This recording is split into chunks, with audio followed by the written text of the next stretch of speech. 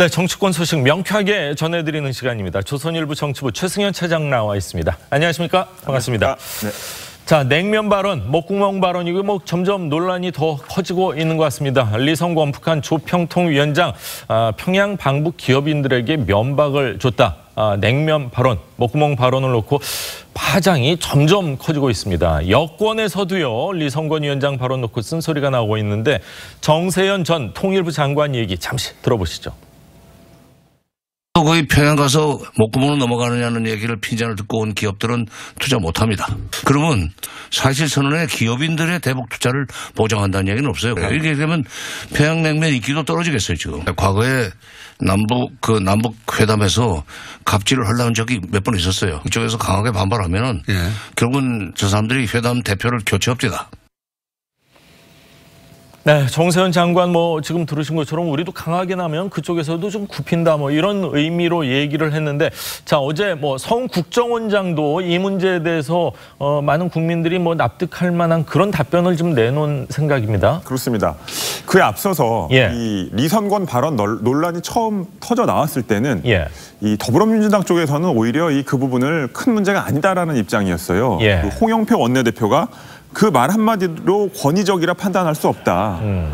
몇백 명이 간 자리에 그런 거를 문제 삼는 건 도움이 안 된다라고 얘기를 했는데 어저께 정세영 전 장관이 먼저 이렇게 강하게 비판을 하고 그다음에 서훈 국정원장마저도 용납할 수 없다라는 취지로 얘기를 하면서 기류가 확 바뀌었습니다. 그렇게 그분들이 얘기를 하게 된 것은 결국 국민들의 분노가 그만큼 컸기 때문이라고 봐야겠죠. 그래서 좀 발언을 자세하게 보면 정세현 전 장관 같은 경우에는 라디오 인터뷰에서 북쪽에서 심각하게 사과를 하든지 조치를 해야 된다. 지금 기업인들에게 목구멍으로 냉면이 들어가느냐 이런 식으로 얘기를 하면 일을 하려고 하는 게 아니라 일을 망치려고 작정하고 덤비는 것이다. 북측에서 리선권에 대해서 조치를 취해야 된다. 이렇게 얘기를 했고요. 그다음에 이제 서훈 국정원장도 사실이라면 무례하고 용납할 수 없는 일이다. 분명히 짚어야 할 문제라고 얘기를 했습니다. 어제 국정원 국감에서 여야 의원들 앞에서 한 얘기였습니다. 그렇군요. 자, 국정원 정보위 어제 국회 정보위에서도 설전이 좀 벌어진 것 같습니다. 네, 이제 어제 국정원 정보위 국감에서는 당연히 리선권의 무례한 발언이 도마에 올랐고 이제 여야 의원들이 설전을 벌였고 특히 야당 의원들이 강하게 비판을 했는데 여당에서는 여전히 좀 이제 이에 대해서 큰 문제가 아니다라는 취지로 방어를 했어요. 이 홍영표 원내대표가 아까 말씀드린 홍영표 원내대표가 이제 재벌 총수 3-4명에게 직접 전화를 해봤다. 자신이 했을 수도 있고 민주당의 당직자들이 했을 수도 있겠죠. 근데 이제 그런 일이 없다고 말했다라는 겁니다. 박용만 상공회의소 회장을 비롯한 재벌 총수들에게 물어봤는데 그런 일이 없다라고 말했는데 이 발언이 또 논란이 됐습니다. 집권 여당의 원내대표가 이 개별 기업의 총수들에게 전화를 해서 그 논란이 되고 있고 사실은 집권 여당 입장에서는 조금 불편하다고 지금 생각을 하는 부분이 있어가지고 큰 문제가 아니다라고 지금 주장을 해왔던 부분이잖아요. 그러니까 이제 집권 여당 원내대표가 그렇게 이제 직접적으로 물어보게 되면 기업들한테 압박감을 주게 되는 거 아니냐. 그래서 이제 야당에서는 오히려 홍 원내대표가 이 기업 총수들에게 전화를 해서 정치권이 기업인들에게 전화를 해서 입조심을 하라고 반협박한 게 아니냐. 이런 식으로 또 반발을 했습니다. 그렇군요. 근데 사실 그게 목구멍으로 넘어갑니까라는 말 자체는 모든 사람이 들릴 정도로 큰 소리로 목구멍에 들어갑니까? 이런 식으로 얘기는 안 하고 그렇죠. 사리를 하나 더 시켰다 그러면 자, 그게 목구멍으로 넘어갑니까? 이런 약간 핀잔 주는 식으로 하지 않았을까 했는데 이 얘기를 지금 했다는 사람도 있고 못 들었다는 사람도 있고 진짜로 봐야 되는 건가요? 어떻게 요즘 가짜뉴스 얘기가 하도 많이 나오니까요. 근데 이제 어느 정도까지 확인이 됐는데 일단 이 발언이 처음 논란이 된 것은 자유한국당 정진석 의원이 국정감사에서 이 얘기를 꺼냈었죠. 그리고 그 기업 총수들은 아마 이 부분에 대해서 솔직하게 얘기하기는 쉽지 않을 거예요. 그렇겠죠. 정부에서 좀 불편해할 수 있는 부분이니까. 그런데 그 국정감사장에 있던 조명균 통일부 장관이 저도 그런 얘기를 직접 들었다고는 하지 않았지만 그런 취지의 얘기가 있었다고 들었다라고 얘기를 했잖아요. 그렇죠. 그러니까 시인을 일정 부분 한 거네요. 그렇죠. 그런 부분에 그렇게 해석될 수 있는 발언들은 있었다고 보는 게 맞을 것 같고요. 이제 다만 이제 여러 취재진들이 당시 참여했던 대기업 총수들한테 물어보기도 하고 그다음에 홍영표 원내대표 얘기한 것처럼 이 민주당이나 이런 쪽에서 직접 물어보기도 하고 이런 상황인데 거기에서는 이제 또 이런 얘기도 나옵니다. 이 사리를 추가한 부분은 좀 맞는 것 같아요. 누군가 사리를 추가하니까 예. 그때 리선건 위원장이 뭐 냉면이 목구멍으로 넘어갑니까라는 말을 했다라는 얘기도 있고 예. 아니면 이 기업들이 뭘 제안하고 프로젝트를 가져왔으면 좋았을 텐데라면서 그런 부분을 가져오지 않은 게 아쉽다라는 얘기를 했다는 말도 있습니다. 예. 그러니까 이제 전체적인 맥락을 보면 기업인들이 북한에 올 때 뭐 북한을 위해서 뭔가 투자나 여러 가지 뭐 경협 계획을 당장 하긴 어렵더라도 그런 계획들을 좀 갖고 왔으면 좀 더 생산적인 대화가 됐을 것인데 예. 라는 취지로 리선권 위원장이 얘기를 하다가 이 그런 게 없다는 사실을 지적하면서 예.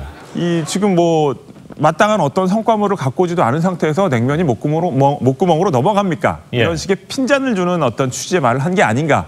정황상으로는 그렇게 해석되는 게 맞는 것 같습니다. 그렇군요. 핀잔을 주는데 고래고래 소리 지르면서 핀잔 주는 경우는 없고 그렇죠. 옆에 있는 사람 들릴 듯 말 듯 네. 이렇게 아래 위로 훑으면서 그렇게 얘기하지 않았을까 뭐 정황인데 네. 자 근데 뭐 고 정주영 명예회장 말씀까지 이야기까지 하면서 정주영 회장은 이렇게 안 했었는데 뭐 아무 선물이 없었다 이런 걸 보면은 북한 입장에서 우리 기업인들에게 실질적으로 뭐 대북 제재가 있건 없건 그런 거 관계없이 뭘 좀 가지고 왔으면 하는 바람이 있었던 건 확실한 것 같아요. 그렇죠. 이 프로젝트라고 얘기를 했잖아요. 예. 그러니까 이제 당장 실현하기는 어렵더라도 뭔가 우리하고 같이 할 수 있는 이제 북한 입장에서는 우리가 좀 받을 수 있는 뭔가를 갖고 왔으면 좋았겠다라는 의지를 드러낸 것이죠. 예. 근데 이제 정주영 회장 얘기를 했다고 하는데 정주영 회장이 뭐 이제 북한 관련해서 여러 가지 사업들을 했지 않습니까? 근데 그때는 대북 제재라는 게 그런 거 없었죠. 핵으로 인한 대북 제재라는 게 없었던 시절입니다. 맞습니다. 그때는 또 핵무기도 없었을 시기 아닙니까? 그러니까요. 예. 그러니까 이제 전혀 다른 상황에서 지금 정주영 회장 얘기를 꺼내서 지금 현재의 기업 총수들을 저렇게 압박하는 것은 확실히 문제가 있는 태도인 것 같습니다. 그렇군요. 지금 뭐 한국당은 정부에서 뭐 큰 실수를 직접적으로는 한 건 아니지만 그거에 대한 뭐 연대 책임으로 사과까지 요구를 하고 있는데 실질적으로 정부나 여당에서 사과할 수 있는 상황인가요? 아니면은 사과를 재차 요구해야 되는 상황 아닌가요? 정부나 여당에서 예. 직접 사과를 하기는 어려울 것 같습니다. 그렇죠. 그 뭐 본인들이 어쨌든 행위의 주체자, 당사자가 아니니까요. 예. 다만 이제 이 논란이 처음 불거졌을 때 비교해서 예. 갈수록 이 여권 내에서도 특히나 핵심 당사자인 서훈 국정원장까지 저렇게 강하게 북한의 발언을 비판하는 것을 보면 예. 아마 이 우리나라와 북한 쪽에 물밑에서 좀 여러 가지 또 대화가 오가는 상황 아니겠습니까? 그러니까 리선권 위원장이 직접 사과를 하진 않더라도 예. 이 뭔가 김정은 위원장으로부터 리선권 위원장에 대한 어떤 조치가 이루어질 가능성 뭐 그 부분도 생각해 볼 수는 있을 것 같습니다. 그렇군요. 어릴 때 이렇게 교육할 때 어느 집에 놀러 가거나 초대를 받았을 때는 음식도 맛있게 먹고 많이 먹는 게 예의다 이런 얘기를 들었던 기억이 있는데 그 총수께서도 사리를 추가한 게 어떤 손님으로서의 예의를 잘 지키기 그렇죠. 위해서 했을 수도 있는데 네. 그런 핀잔을 들어서 굉장히 좀 기분이 나빴을 것 같다 이런 생각이 듭니다. 자, 한국당은요 대북 문제 놓고 정부를 향해 맹공을 퍼붓고 있습니다. 조명균 장관 해임 건의안 어제 결국 발의가 됐는데 민주당도요 역시 강하게 맞서고 있습니다. 홍영표 원내대표 얘기 직접 들어보시죠. 정말 자유한국당의 목리가 끝이 없는 것 같습니다. 취재 배제는 남북회담의 특수성을 고려해 취한 불가피한 조치입니다. 통일부 장관이 공식 사과까지 하고 일단락된 사안입니다. 공사 비용도 급박하게 진행된 공사 일정을 감안해 사후 정산을 하게 된 사정을 정부가 충분히 설명했습니다. 그런데도 해임 건의안을 내겠다고 하는 것은 생떼 부리는 것에 불과합니다. 자, 장관의 해임 건의안 현실적으로 뭐 통과될 가능성이 어느 정도입니까? 통과될 가능성은 없다고 봐야죠. 없다고 이거는 봐야 뭐 된다. 거의 없다도 아니고 그럼 뭐 없다라고 정치 보면 됩니다. 행위인가요? 그렇습니다. 한국당으로서는 정치 문제. 예. 뭐 정치적으로 좀 더 쟁점화시키고 싶은 의지가 강했던 거고요. 예. 한국당이 조명균 장관에 대한 해임 건의안 얘기를 하기 시작한 건 그 지지난주쯤이었죠. 이 우리 탈북자 기자를 취재해서 배제한 적이 있었잖아요. 예. 통일부에서. 예. 특히나 조명균 장관이 취재를 하러 떠나기 10분 전에 불러서 당일날요. 그런 식으로 새벽에. 예, 배제를 한 경우가 있었는데 이 조명균 장관이 이 대북 관계에 있어서 너무 지나치게 저자세다. 예. 그다음에 이 탈북자 관련해서 이것은 탈북자 인권 자체를 침해한 거 아니냐. 뭐 이런 논란 속에서 한국당이 이 조명균 장관 해임 건의안을 발의하겠다라는 예. 의지를 보였었어요. 근데 이제 그게 이제 조금 명분이 약한 거 아니냐는 얘기가 나오는 상황에서 이 냉면 목구멍 발언 논란이 터진 겁니다. 예. 그러면서 이제 역시 이 모든 과정 자체가 조명균 장관의 북한을 대하는 태도, 이 부분이 문제가 있기 때문에 계속 이런 일들이 불거지는 것이다라고 판단을 해서 예. 이 한국당이 어저께 의총까지 그저께 의총을 열었죠. 맞습니다. 그래서 어저께 해임 건의안을 발의를 한 것인데 뭐 이게 보이는 것처럼 국회 재적의원 3분의 1 이상이 발의할 수 있습니다만 예. 이 통과가 되려면 국회 재적의원 과반수 찬성이 있어야 되는데 예. 지금 한국당을 제외하고는 조명균 장관을 이제 해임해야 된다. 여기에 동의하는 정당은 없는 상태라서 예. 다만 한국당은 이 부분을 조명균 장관의 어떤 대북 이 외교 자세 자체가 문제가 심각하다라는 점을 좀 더 부각시키기 위해서 이 해임 건의안을 발의를 한 것으로 보면 될 것 같고요. 그렇군요. 뭐 그러므로 해서 이제 사실은 냉면 목구멍 발언 논란과 함께 이 이슈가 좀 더 커지고 있는 상황입니다. 그렇군요. 참 예의 없고 버릇 없는 리성권 위원장 때문에 뭐 여권 입장에서는 굉장히 곤혹스러운 입장인 것 같은데 네. 조명균 장관하고 무슨 회의를 하는데 시간이 좀 늦어서 그렇죠. 왜 이렇게 늦었냐고 그러니까 뭐 시계가 조금 좀 늦었습니다. 이제 조명균 장관이 얘기하니까 참 시계도 사람 닮아서 뭐 이런 식으로 또 얘기를 한 정말 물에 없는 것 같습니다. 네, 사실은 기본적인 외교 관례는 물론이고 예. 사람 사이의 관계에서도 받아들이기 힘들 정도로 무례하게 나오고 있는 게 예. 이선권 위원장이고 그렇죠. 자신의 카운터파트인 조명균 장관뿐만 아니라 예. 이 기업 총수들한테까지 저런 식으로 얘기를 했다는 것 때문에 예. 지금 사실은 저뿐만 아니라 수많은 국민들이 이건 예. 뭐 좌우 진영을 가릴 것 없이 다들 비판을 하고 있는 상황이라서 예. 지금 전 정권에서 노무현 대통령 시절에 통일부 장관을 했던 정세현 전 장관 같은 경우에는 굉장히 북한과의 화해 협력을 정말 중시하는 분이거든요. 맞습니다. 그분조차도 저렇게 분노를 금치 못한다는 식으로 얘기를 할 정도면 예. 저 발언은 정말 묵과하기가 정말 힘든 발언이죠. 그렇군요. 뭐 일부 기사 보니까 북한에 지금 비둘기파가 득세하고 있는데 네. 나중에 매파가 득세했을 때를 대비해서 일부러 강성 발언을 할 것이다. 우리가 그런 것까지 다 이해를 하면서 북한 사람을 만날 필요는 없지 않나 이런 생각까지 드는 것 같습니다. 자, 다음 이야기를 좀 하겠습니다. 정말 여야 공방 끝없이 이어지고 있는 가운데 오늘 대통령이 취임 후 세 번째로 국회에서 시정 연설을 하는데 뭐 예산안 관련된 내용은 당연히 포함됐고 또 어떤 내용이 포함될까요? 네, 뭐 이제 대통령의 시정 연설이라는 것이 정부가 만든 예산안 이 부분을 최대한 그대로 좀 깎지 말고 통과시켜 달라 이런 취지의 어떤 연설이 되는 것이죠. 예. 시정 연설이라는 것이. 그런데 일단 국회에서 연설을 한다는 것은 자신의 국정 기조에 대해서 다시 한번 강조한다는 측면이 있기 때문에 예. 지금 현재 예측되는 연설 키워드는 이제 포용국가, 그다음에 한반도 평화, 확장 재정이 될 것으로 보입니다. 예. 그러면서 이제 포용국가는 이제 전반적으로 개괄적으로 이제 본인이 나라를 어떻게 이끌어가겠다 지금까지 해온 부분들을 좀 강조하는 측면이 될 거고요. 예. 이 확장 재정은 아마 이제 일자리 문제. 또 지금 경제 침체가 좀 심각해지고 있다라는 우려가 나오지 않습니까? 그러니까 이제 또 이 일자리 문제 관련해서는 정부가 좀 공공 일자리를 좀 더 확충하는 쪽으로 단기 일자리도 늘리고 이런 쪽으로 좀 여러 가지 예산을 편성한 상태라서 이 부분에 협조를 부탁한다는 부분이 될 것이고요. 예. 그다음에 이제 문재인 대통령이 좀 가장 자신 있어 하는 분야이자 물론 야권은 반발하고 있지만 예. 이제 한반도 평화 관련된 자신의 노력들, 그다음에 이 정부의 노력들, 그다음에 그 과정에서의 판문점 선언에 대한 비준 이런 것까지 좀 요청하면서 얘기할 가능성이 있습니다. 그렇군요. 자, 대통령 지난 주말 기자들과 산행에서도요. 이 전국 운영을 위해서 국회 이 협력 중요하다 이렇게 직접적으로 언급을 했는데 들어보시죠. 이제 민생의 어려움을 이렇게 들면서 그러나 우리 정책 기조인 또 소득 주도 성장, 혁신 성장, 공정 경제 힘차게 또 이렇게 계속 나갈 수 있도록 노력해 나가는 것. 그러려면 이제 이번 정기국회 마무리가 중요하지요. 많은 입법적인 뒷받침도 필요하고 그런 면에서 국회하고 좀 잘 협력해야겠고 또 그게 필요한 또 예산안 또 잘 통과할 수 있도록 또 함께 노력을 해야겠고요.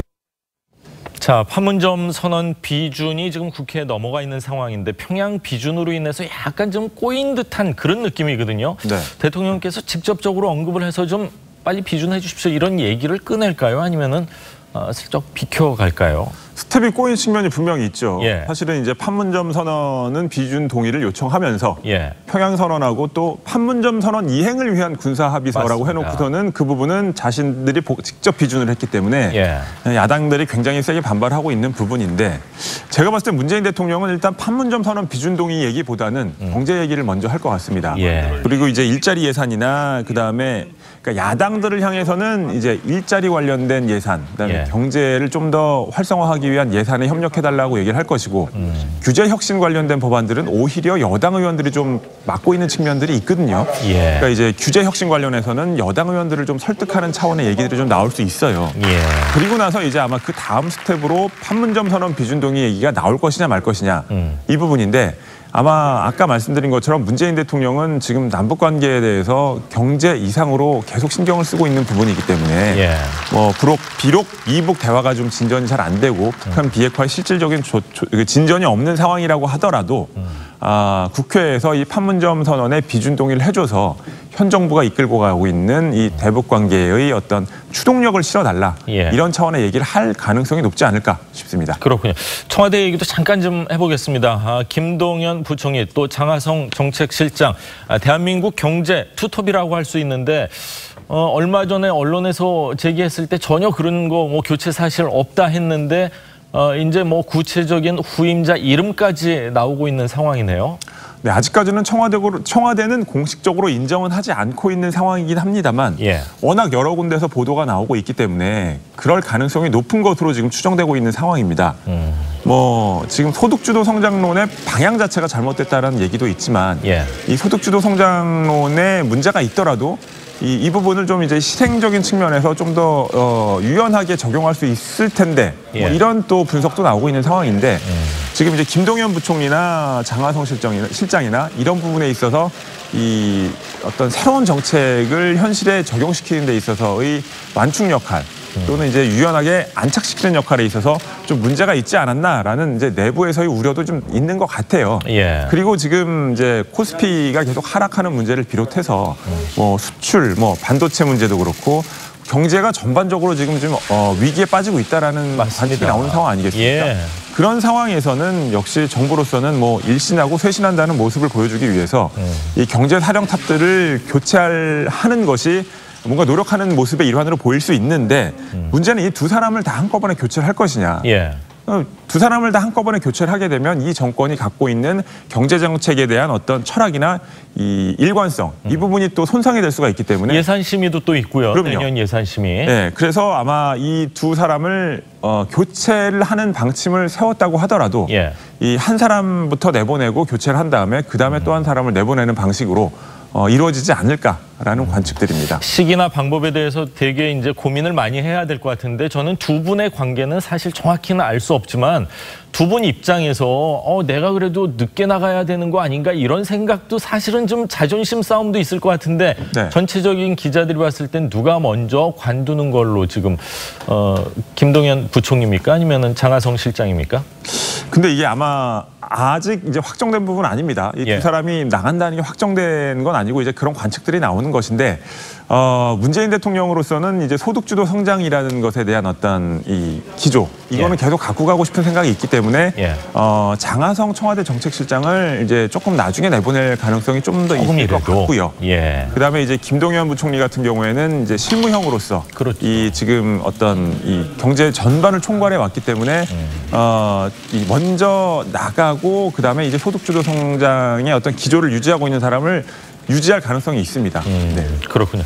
자, 과연 어떻게 될지도 좀 지켜봐야 될 것 같습니다. 마지막 이슈 좀 이야기를 하겠습니다. 잠잠했던 한국당 계파 갈등이요. 또다시 수면 위로 올라왔습니다. 어제 열린 비대위 중진 회의에서 의원들 사이에 설전이 오갔는데 홍문종 의원이 박 전 대통령의 탄핵을 언급하면서 이 갈등이 더욱더 고조됐습니다. 영상을 잠시 보시죠. 쓴소리를 안 할래 안 할 수가 없다. 탄핵에 대한 확실하고 분명한 우리의 백서를 만들어라. 탄핵에 대한 우리 입장을 얘기를 해야 된다. 이런 말입니다. 길거리 있는 사람들이 지금 오히려 얘기하고 있잖아요. 대통령 탄핵이 잘못됐다. 그리고 나갔다 들어온 사람들이 다 무슨 아무 말도 안 하고 앉아가지고 당을 오늘 제일 저조가 나갔던 사람들이 와가지고. 저는 좀 동의하지 않습니다. 시적절한 아이디어는 아닌 것 같다. 탄핵에 대해서 그 아픈 우리 기억들 다 있어요. 우리 모두가 가해자인 동시에 피해자입니다. 국민들이 우리에게 바라고 있는 것은 과연 탄핵 문제를 다시 끄집어내서 다시 내연하고 갈등하고 이런 거 국민들이 바랄까요? 네, 지금 보신 것처럼 뭐 홍문종 의원을 포함해서 그동안 뭐 좀 잠잠했다는 표현, 뭐 그분들 입장에서는 뭐 기분 나쁠 수는 있겠지만 이런 분들이 이제 김병준 비대위원장을 향해서도 직접적으로 거친 발언 시작한 것 같아요. 네, 뭐 잠잠했다라고 말씀하셔도 될 만한 정도로 친박들이 그동안 목소리를 거의 내지 않았었죠. 그런데 지금 이제 국정감사가 끝난 상황에서 이제 이번 정기국회는 예산안 정도가 남은 상황인데 그렇다면 이제 또 정치의 시즌이 돌아온 거죠. 한국당 입장에서는 전당대회가 다가왔다는 얘기입니다. 그러니까 친박 입장에서는 전당대회를 앞두고 자신들의 어떤 개파, 그다음에 이 당 전체의 헤게모니를 이대로 놔줄 수는 없다라는 좀 판단을 하고 어떻게 보면 어저께 집중적으로 좀 이제 현 지도부를 비판하는 발언들이 나왔는데 뭐 바람직한 모습은 아니죠. 지금 뭐 이 박근혜 전 대통령의 탄핵 과정을 다시 끄집어내서 국민들한테 그 기억을 되살린다는 것이 이 한국당의 지지율을 올리고 어떤 당의 단합을 하는데 과연 도움이 될까 싶긴 한데 자, 다시 발언을 짚어보면 정호탁 의원은 집 나간 사람 데려온 게 보수 대통합이냐라고 했습니다. 이 얘기는 김병준 위원장이 이제 보수 통합을 외치면서 지금 여러 사람들을 만나고 있잖아요. 그렇죠. 입당 요청도 하고 황교안 전 총리나 오세훈 전 시장이나 이런 분들 그런 부분에 대해서 강하게 비판을 하고 있는 겁니다.